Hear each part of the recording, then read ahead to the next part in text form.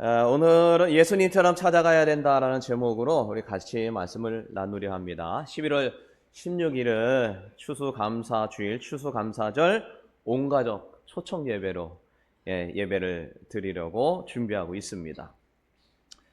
가족뿐만 아니라 주변에 있는 분들과 같이 초청해서 예배를 드리는 건데, 누군가를 이렇게 초청해서 이 자리에 앉아서 같이 예배 드리게 한다는 게 참 쉬운 거는 아니죠. 그렇죠?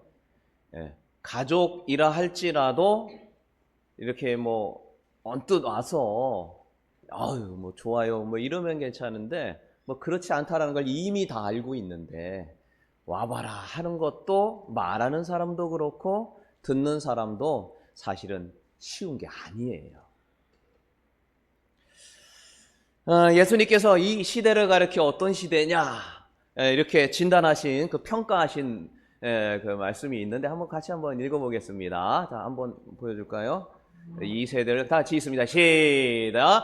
이 세대를 무엇으로 비유할까? 비유하건대 아이들이 장터에 앉아 제 동물을 불러 이르되 우리가 너희를 향하여 피리를 불어도 너희가 춤추지 않고 우리가 슬피 울어도 너희가 가슴을 치지 아니하였다 함과 같도다. 그러니까 이 세대가 지금 어떤 세대냐, 아이들이 친구들 있잖아요. 친한 친구들을 에게 가서 이렇게 피리를 막 부르면은 신나게 하는 거 이래가지고 거의 반응을 해야 되는데 그러지 않는다는 거야. 또 반대로 너무 슬퍼가지고 눈물을 막 그런데도 그거에 대해서 어떤 반응도 하지 않는 게 이 세대다. 예수님의 세대를 얘기했지만 사실은 오고 오는 세대, 지금의 세대도 별반 다르지가 않아요. 지금 이렇게 뭘 얘기하더라도 별로 반응하지 않는 세대. 이게 지금 우리가 사는 이 시대지요. 그래서 우리는 그럼에도 불구하고 반응하지 않는, 괜히 잘못 말을 꺼냈다가 사이가 어색해지고 더 안 좋아질 것 같은 느낌이 드는 이런 어떤 가족 또는 주변에 아는 사람들에게 교회 가자, 추수감사절 예배 같이 드리자 해야 될까요? 말아야 될까요? 하자는 결국엔 얘기인데, 하자는 얘기인데, 별로 이렇게 좀 반응 안 하는 사람에게 어떻게 보면은 말하면은 귓등으로 듣는데 그걸 얘기해야 될까 하는 이런 어떤 생각이 들 수 있습니다. 그럼에도 불구하고 해야 된다라는 거죠. 왜 해야 됩니까? 우리의 주인 되신 하나님이 그것을 원하기 때문이에요. 그리고 본인도 그렇게 반응하지 않는 자들에게 찾아가셨기 때문인 거죠. 우리가 동참하기를 원하는 거예요. 그리고 오늘 우리가 읽었던 누가복음 19장 10절 같이 다시 한번 볼까요? 다시 시작. 인자가 온 것은 잃어버린 자를 찾아 구원하려. 인자는 뭐냐면은 한자로 하면 사람의 아들이라는 뜻인데 그건 예수님을 말하는 거죠. 예수님이 이 땅에 왜 왔냐? 무엇을 찾아야? 따라합니다. 잃어버린 자. 다시 한번 잃어버린 자. 원래는 왔어야 되는 거예요. 예수님에게. 그랬는데 어찌저찌 해서 안 온 거예요. 그래서 그 사람을 가리켜 잃어버렸다. 그 사람이 원래대로 주님이 하는 뜻대로 하면은 이 자리에 와서 같이 이 예배도 드리고 이렇게 하나님께 영광을 돌려야 되는데 어찌저찌 해서 안 왔다. 그 사람을 가리켜 잃어버린 자라는 거죠. 예수님이 이 땅에 온 게 그것 때문에 왔다는 거예요. 중요한 건 뭐냐면 이 잃어버린 자가 스스로 이 와야 될 장소에 혼자는 못 온다는 거예요. 이 혼자 오면은 좋겠죠. 근데 사실 예수님이 능력이 없어서 그런 것이 아니에요. 예수님은 멀리서도 듣고 오는 사람들이 차고 넘쳤어요. 그렇죠? 그래도 그 소문이 뭐 죽은 사람도 살렸더래, 뭐 나사로가 뭐 살았더래, 뭐 기적이 많더래 해가지고 그냥 가만히 있어도 와요. 가만히 있어도. 예. 그 솔로몬 시대에 지혜가 뛰어나다는 소문이 나니까 그냥 엄청난 금은 보화를 들고 그 먼 나라의 이 스바 여왕이 찾아왔잖아요. 예수님도 가만히 있으면 와요. 그런데 예수님은 가만히 있지 않았다는 거예요. 그리고 오늘도 보니까 찾아서 갔다는 거예요. 그러니까 예수님은 찾아가기를 원해요. 가서 반응이 좋고 안 좋고를 떠나서 찾아서 가는 것, 이것이 바로 우리의 해야 할 일이라는 거예요. 우리 유명한 성경 구절이 있어요. 사도행전 1장 8절에 보면은 땅끝까지 이르러 내 증인이 되라는 거예요. 땅끝까지. 땅끝은 어디입니까? 그냥 한 번 하고 끝나는 게 아니라 또 하고 또 하고 계속 하라는 그런 의미가 포함되어 있습니다. 꼼짝하지 않고 반응하지 않는 세대. 주님이 얘기한 거예요. 내가 와서 기적을 베풀어도 이게 꼼짝하지 않고 뭘 얘기해도 예수님이 얘기해도 꼼짝하지 않는 세대. 예. 그런 세대여도 예수님은 찾아서 갔다. 그리고 그게 내가 이 땅에 온 목적이고 너희도 그것을 하거라. 좀 뭐 그런 내용이죠. 그 이어령 교수라고, 이화여대 이제 교수였고 초대 문화부 장관을 지낸 그 유명한 지성인이죠. 그 저술가의 책을 많이 쓰는 저술가고 이 시대에 아주 뭐 최고의 지성인이라 뭐 불렸던 사람인데 아주 철저한 무신론자라고 스스로 얘기해서 그런 많은 책들을 보면 그런 내용들이 있어요. 근데 이 이어령 교수가 그 철저한 무신론자가 예수를 믿게 돼서 사람들이 너무 깜짝 놀란 거예요. 도대체 이 사람이 어떻게 예수를 믿었는가? 보니까 그 딸로 인하여서 이 아주 무신론자라고 철저하게 믿었던 사람이 깨어진 거예요. 뭐 이러저러한 내용들이 이제 나오는데, 그래서 딸을 통하여서 잃어버린 자가 돌아온 거죠.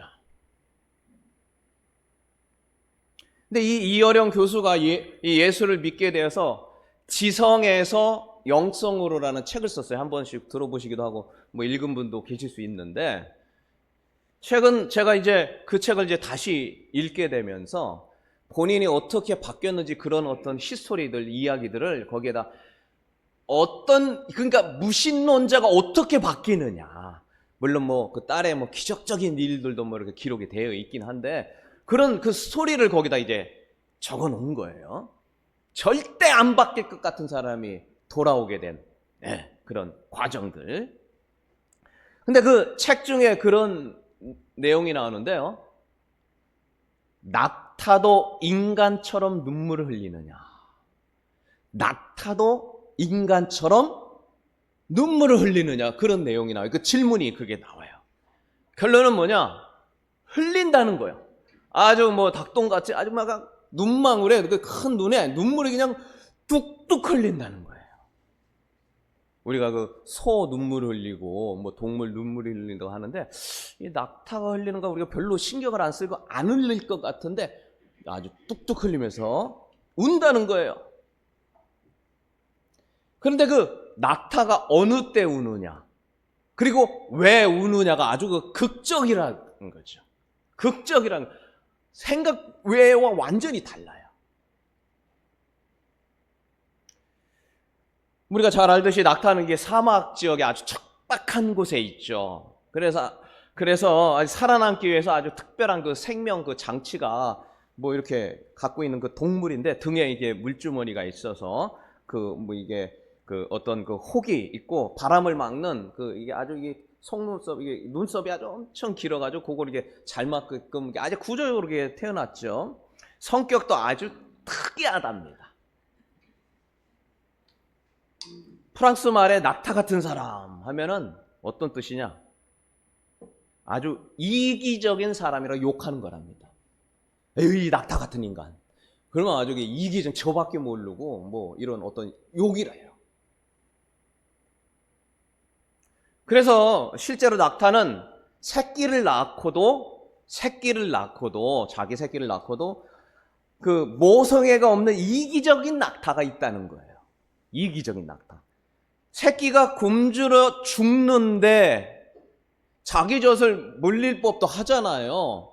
그리고 일반적으로 다 그렇게 하는 게 뭐 어떤 뭐 동물의 습성인데 아주 이기적이라 이게 젖을 물론이고 낙타를 발로 차서 내쫓아 버려요. 그러면 결국 어미 버림받은 새끼 낙타는 불쌍하게 굶어 죽는답니다. 그래서 이 낙타 같은 인간아 그러면 아주 이기적이 자기밖에 모르는 뭐 이런 게 이제 낙타가 갖고 있는 습성 중에 하나라는 거예요. 근데 이게 해결하는 방법이 몽골에 있대요. 몽골.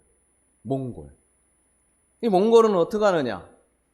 이 몽골 사람들이 이 마두금이라고 하는 우리나라 해금 같이 생기는 그 줄 2개 달린 그 있죠. 이게 징징 하는 것처럼 이런 거를 마두금이라는 거를 이 아주 그냥 낙타 그냥 이 모성애가 없어서 자기 새끼도 발차버려서 죽이는 이런 어떤 이 낙타에게 가서 그거를 마두금을 이렇게 울면은 이 낙타가 눈물을 그때 아주 그냥 뚝뚝 흘린다는 거예요. 한번 유튜브 영상 한번 봐보세요. 저 그거 보고 저도 놀랐어요. 정말 그래요. 모성애가 다시 돌아오는 거예요. 뭐 때문에요? 마두금의 악기 때문에요. 그래서 이게 슬픈 노래를 그 마두금 그 연주자가 노래도 불러주고 악기를 샥 치면은 모성애가 다시 돌아와서 그 새끼에게 젖을 물리고 그거를 자기 그 새끼를 기른다는 거예요. 예.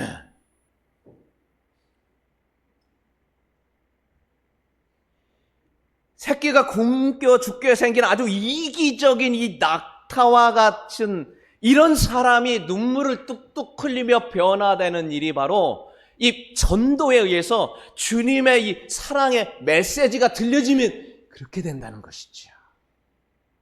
저 인간은 말해도 소용없어. 내가 수십 번 해도 소용없어라고 하는 것이 주님의 그 메시지가 들려지지 않았기 때문이에요. 마두금이 연주가 안 됐기 때문인 거죠. 예수님께서는 이 마두금을 연주케 하고 그 마음을 움직여 그 마음이 하나님께 돌아오게 하게 하신다라는 것입니다. 주님이 말씀하신 것처럼 이 세대는 친구가 뭐라 하든 꿈쩍도 안 하는 세대입니다. 눈물이 흘리든지 슬퍼하든지 이 낙타처럼 이기주의자일지는 모르지만 주님은 그들을 향해 찾아가셨다라는 것이죠. 그래서 눈물을 흘리며 인생이 변화되는 것. 여기서 중요한 건 뭐냐면 예수님처럼 찾아가야 된다는 거예요. 찾아가야 된다는 거예요. 요한복음 4장에 보면 아주 이런 아주 예수님 찾아간 아주 대표적인 게 나와요. 예수님 당시에 이스라엘은 남부, 중부, 북부 이렇게 나눠져 있었어요. 그리고 그 사이에 이 바닷가가 있고 그 사이에 이제 요단강이 이렇게 쭉 흐르는데 그래서 이 이스라엘은 남쪽을 뭐라 그랬냐면 유다라고 그랬어요. 남쪽을 유다, 남부를 유다, 중부를 사마리아, 북부를 갈릴리. 그 지역이에요. 북부 지역은 갈릴리. 근데 이 사람이 가운데 있는 사람을 사마리아라고 했는데 사마리아 사람을 너무 극도로 혐오하고 싫어했어요. 그래서 말도 안 섞을 정도였어요. 그런데 이 중부 사람들이 그렇게 싫어 가지고 이 남부의 유다에서 북부로 또는 북부에서 남부로 이렇게 갈 때는 어떻게 가느냐? 삥 돌아가요. 아예 만나기 싫어서. 인간들 상종할 인간이 아니라고 봤어요. 그럼 왜 사마리아인들이 왜 상종할 인간이 아니냐? 뭘 그렇게 잘못했냐? 혈통이 아수르라고 하는 이제 큰 나라가 아주 그냥 민족적으로 거기를 아주 혈통을 섞어놨어요. 그래서 그 혈통이 어떤 혈통이 됐냐? 유대 혈통이 아니라 아주 잡족이 됐다. 잡족. 상종 못할 인간이 됐다라고 누가 여겼다고요? 네, 남쪽의 유다와 북쪽의 갈릴리 사람들이 그렇게 생각을 한 거예요. 자, 요한복음 4장 9절에 보면 그게 그대로 나와 있어요. 그거 같이 한번 읽습니다. 사마리아 여자가 시작. 사마리아 여자가 이르되 당신은 유대인으로서 어찌하여 사마리아 여인인 나에게 물을 달라 하나이까 하니 이는 유대인이 사마리아인과 상종하네. 그러니까 아예 말을 안 섞어요. 안 섞어요. 그런데 예수님은 이 남쪽에서 갈릴리로 전도하러 이게 뭐 가야 될 일도 있었지만 지금 이 가운데인 사마리아를 거쳐가는데 누구를 만나려고? 사마리아 여인을 만나려고 찾아가는 장면이 요한복음 4장에 나옵니다. 그래서 예수님이 갔더니 물 달라고 이렇게 해요. 물 좀 달라고. 근데 물 달라고 하면 여러분 같으면 뭐 기본적으로 어때요? 뭐 이렇게 주던가 좀 귀하면은 좀 쭈삣하는가 뭐 그럴 수 있는데 물 달라고 하는데 됐다 하는 얘기가 당신 유대인은 아니냐고 아주 엄청 쌀쌀맞게 굴어요. 근데 이 쌀쌀맞게 굴을 거를 다 이미 알고 있었죠. 그래도 찾아갔다.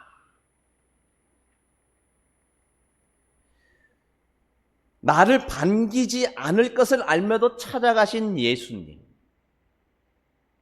이 모습, 이것이 우리에게 중요한 것이죠. 이것이 잃어버린 자를 찾아가는 첫 번째 단계. 뭔 말할지 다 알아요. 내가 가면 됐다고 할지 다 알아요. 그리고 사이도 안 좋아.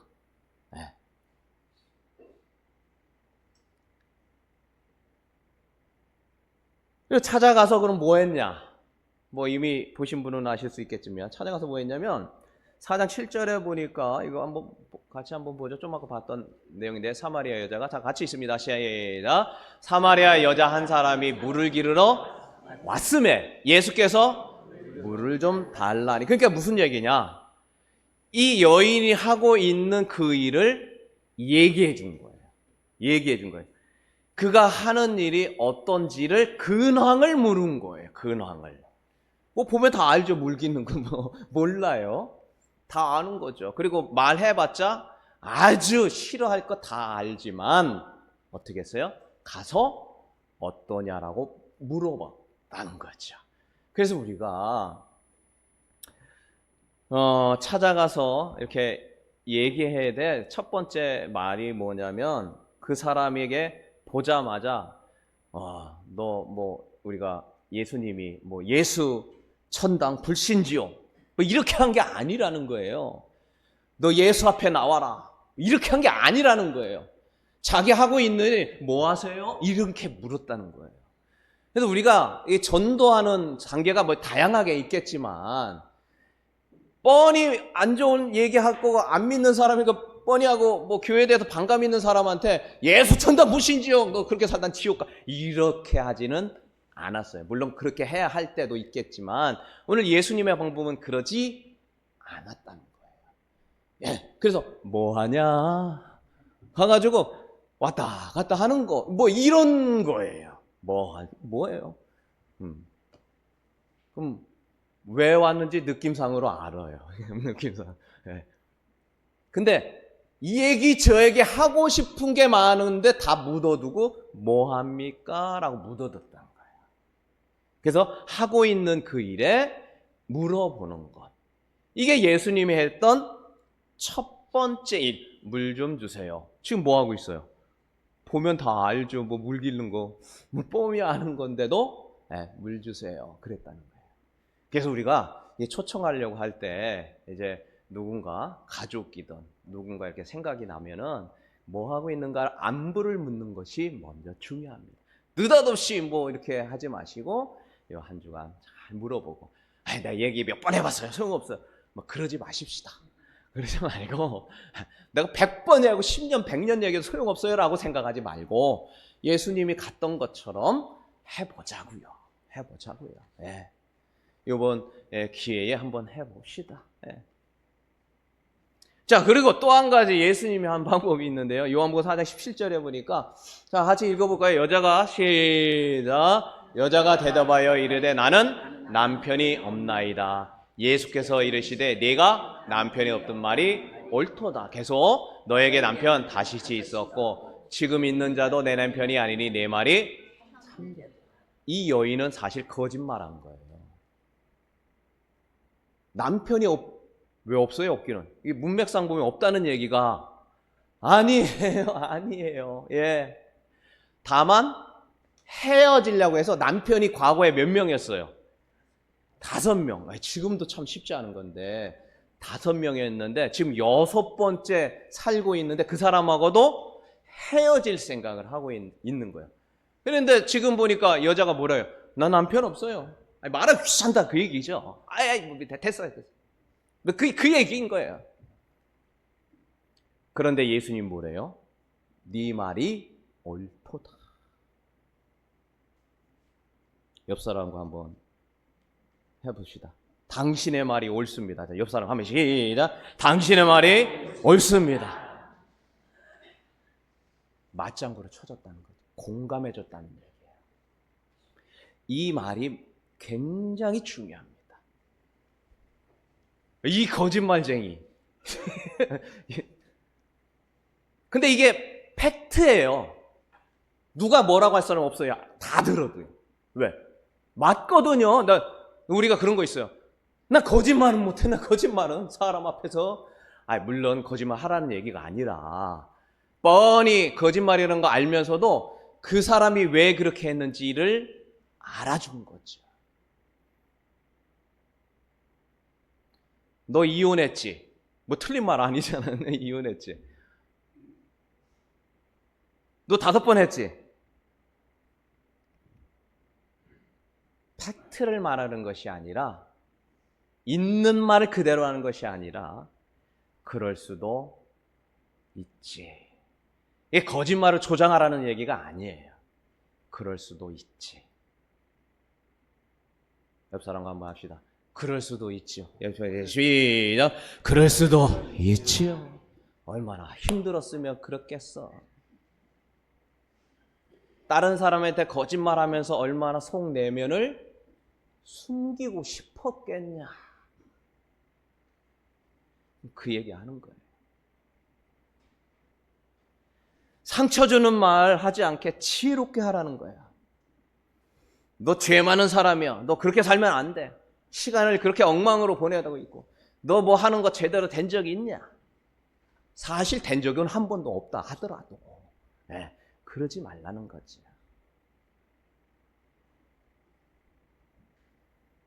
예수님의 접근 방식은 위로와 공감이었어요. 비록 쏘아붙이는 말을 들었다 할지라도. 그래서 우리가 기도 많이 하고 가서 이렇게 해야 돼요.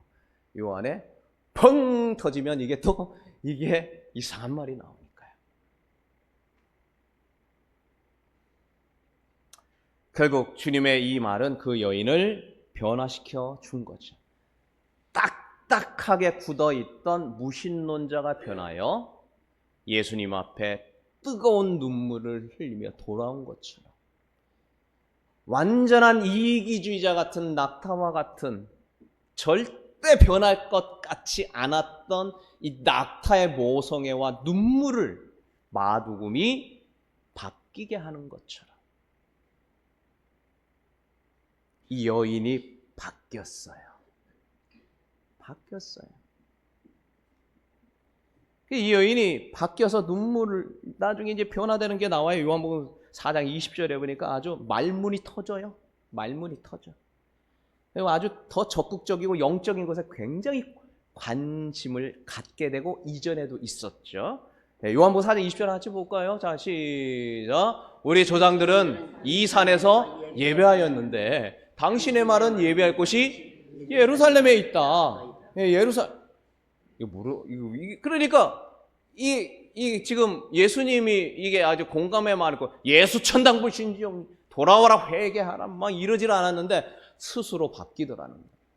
네. 그리고 예수의 복음이 들어가죠. 4장 25절. 자, 같이 있습니다. 예, 같이 있으면 여자가 시작. 여자가 이르되 메시아 곧 그리스도라 하는 이가 오실 줄을 내가 아노니 그가 오시면 모든 것을 우리에게 알려주시리이다. 계속 예수께서 이르시되 내게 말하는 내가 그다. 이 깨달음 메시아 예수 그리스도 그가 나다. 복음이 그 안에 들어간 거지. 그래서 이 여인은 예수님 전하는 자로 바뀌어요. 예, 4장 39절 또 읽어볼까요?